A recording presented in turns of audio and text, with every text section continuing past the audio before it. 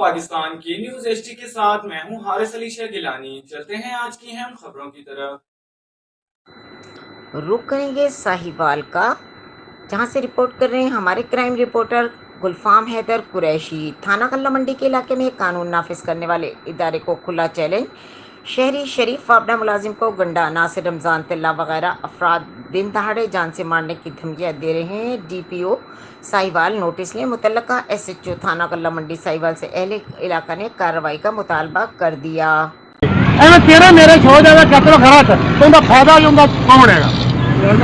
इस बंदा का प्योग कौन है? की करांगा पड़े मेरे यार अपना भरा है मेरा बड़ा ये पूछ भाई ये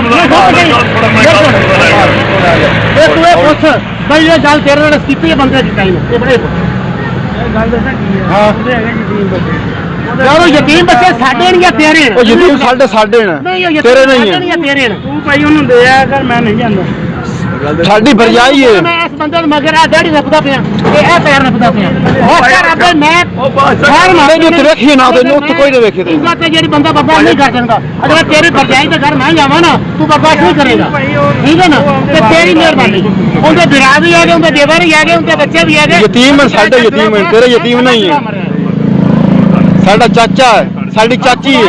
खबरों और अपडेट्स के लिए हमारे साथ रहिएगा। तब तक के लिए अपना ख्याल रखिएगा। अल्लाह हाफिज।